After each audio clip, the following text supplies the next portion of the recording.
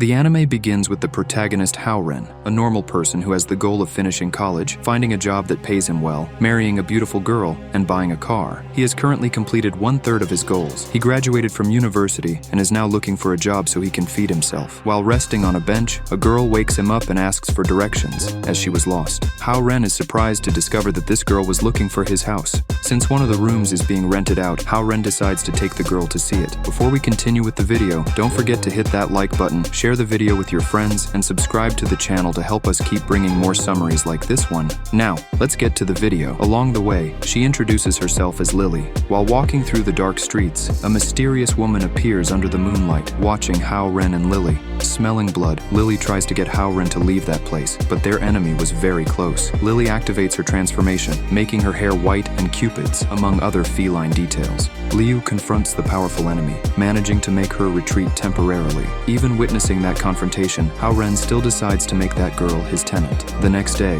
early in the morning, the same enemy appears at Hao-Ren's house. She captures him with her powers and says she is surprised that Lily, a werewolf, had the courage to kidnap a human during the day. The enemy releases Hao-Ren and tells him to run away, as she would deal with Lily alone. And again, the two began to fight, destroying much of the furniture in the living room. After realizing it was a misunderstanding, they both stop fighting, and Hao-Ren prepares food for the two girls. The vampire introduces herself as Vivian, a noblewoman who hunts werewolves like Lily. The vampire says she is not exactly there to hunt, but to rent the room from Hao-Ren, just like Lily. Hao-Ren then accepts Vivian as his tenant as well. The next day, Hao-Ren receives a call about a job interview at a trading company he didn't remember contacting. Upon arriving, he finds a large mansion upside down, floating through a portal, and following the orders, he is teleported to the luxurious place. Inside the mansion, Hao-Ren meets Du-Ya, who says he has been chosen to manage time and space. This exclusive department of the Xiling Empire controls the entire universe.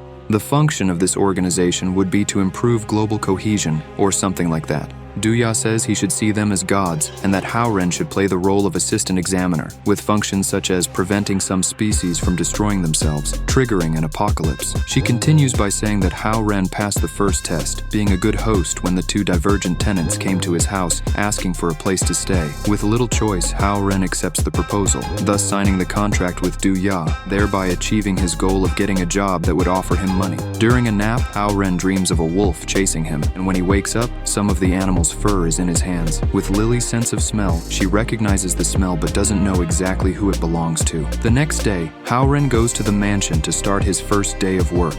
Du-Ya gives him a device to use during work, as well as important information about his mission. Upon entering a coffin, Hao-Ren is sent to a completely different and familiar dimension, the same place where he went during his nap. Again, he encounters the same wolves that attacked him in his dream, but this time, he has shields that allow him to survive the animals' attacks.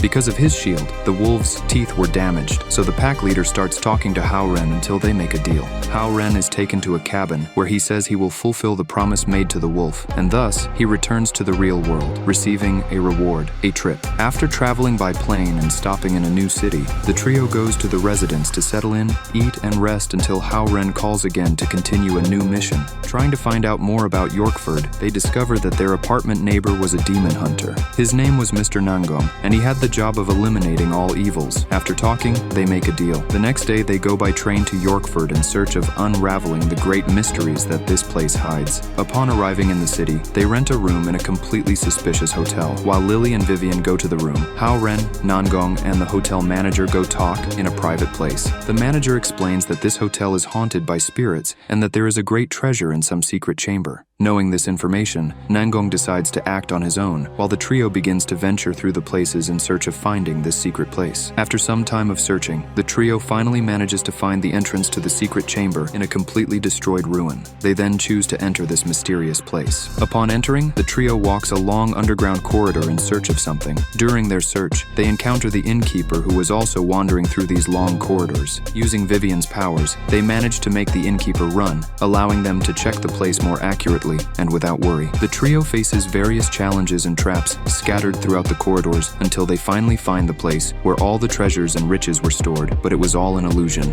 At a certain point, they find a magical red stone with several chains binding it. Due to an error by Nangong, who was also inside these ruins, some of the chains come loose and several armors appear and surround the trio. Nangong appears and manages to help them, joining forces with them to confront these armors animated by magic.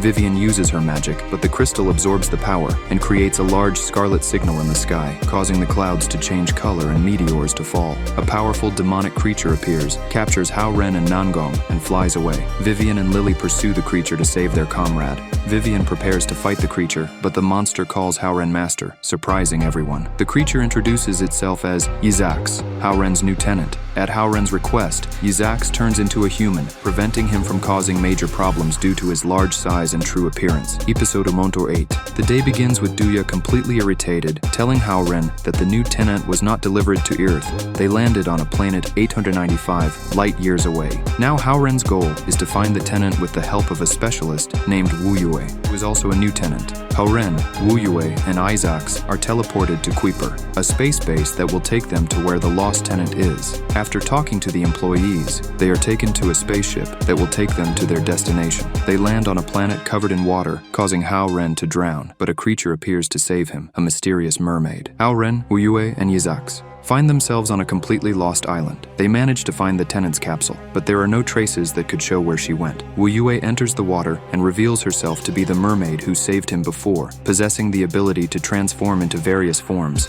Using her ability, Wu Yue enables Hao Ren to breathe underwater, so they both dive into the depths in search of clues. At the bottom of the water, they find another part of the capsule. Inside, they find an egg and various baby equipment. After rescuing the tenant, Duya personally goes with her ship to take the trio off the planet, revealing that the egg is from a mermaid. Back on Earth, they notice that Lily is acting completely strange, attacking all her companions for no apparent reason, and since then, Vivian has been trying to contain this loss of control. Yizax, using his knowledge, creates a circle and teleports everyone to Duya's mansion. Unexpectedly, Duya somehow manages to analyze Lily's psyche, trying to find out why she is behaving this way. After Lu loses control again, Duya flicks her forehead, making her faint. Duya says she is not sick, but evolving. As a young werewolf, she is about to awaken a new ability of her race, so she needs to undergo reversion before she wakes up. Because of Vivian's ability to turn the moon scarlet, she activated Lily's process of becoming a full werewolf. For this reason, they need to ensure she completes this evolution. During the night, Lily loses control again, finally reaching her full potential, transforming into a large, completely gentle and docile husky dog.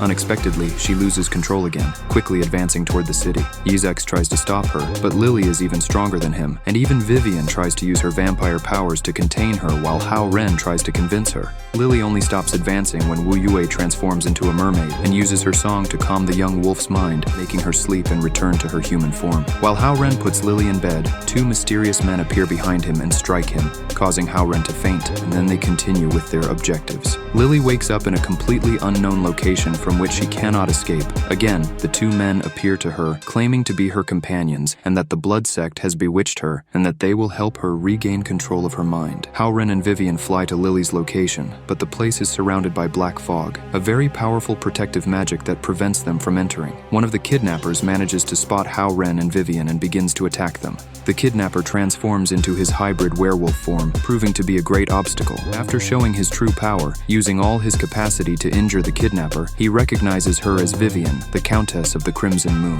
Hao Ren manages to infiltrate, but the other kidnapper in his hybrid form appears and starts attacking. Using his intelligence, Hao Ren manages to outsmart his enemy and find Lily. The kidnapper manages to find them, but Vivian appears, breaking the wall and throwing the defeated Yuan to the ground. Again, they ask Lily to go with them, as they are companions, but Lily says she won't. Hao Ren then decides to talk to them, asking them to explain their relationship with Lily, and in this way, they manage to clarify this great confusion. While they were talking, a group of demon hunters appears and surrounds them. Cooperating, the group manages to distract the hunters and separates to divide alongside their enemies' forces. With their werewolf companions in danger, Lily demonstrates a new power, very powerful claws of ice and fire. Meanwhile, Vivian, using her magic, manages to teleport everything to a safe place. Yzarks and Wuyu teleport to the same location. Now reunited, they begin to talk about why the werewolves were trying to capture Lily. The demon hunters appear again, initiating another confrontation between the monsters and the hunters. Yzarks' intimidating presence causes the hunters to try to run in fear, but using his magic circles, he manages to teleport the leader of the hunters to him, thus defeating him. The two werewolves bid farewell and depart. Meanwhile, a calculator appears and takes Wu Yue hostage. Nangong appears and manages to trick the hunter, causing her to release Wu Yue. Nangong reveals that his real name is Nangong Sanba, and that Wu Yue is his blood sister, leaving everyone surprised by the revelation. Although Sanba was proud to be her brother, Wu Yue was irritated with her brother for being a very inconvenient person. The doorbell rings, and Sanba answers. The two werewolves quickly realize that he is a hunter and prepare to attack him, but Haoren intervenes and says that they are allies. But even so, the fight had not stopped yet. Yzarks appears and hits both to stop them from fighting. The wolves make a proposal to Vivian, offering her a gold bar if she allies with them. Ambitious, Vivian accepts the deal, becoming an ally of the wolves, swearing to help them if necessary. The season ends with the wolves and Sanba going their separate ways, while the others continue to live their lives normally in Hao Ren's house. Thus, the first season of Journal of the Mysterious Creatures comes to an end. That was today's content. We hope you enjoyed it. Don't forget to share the video, leave your like, and stay tuned for the next video. Take care.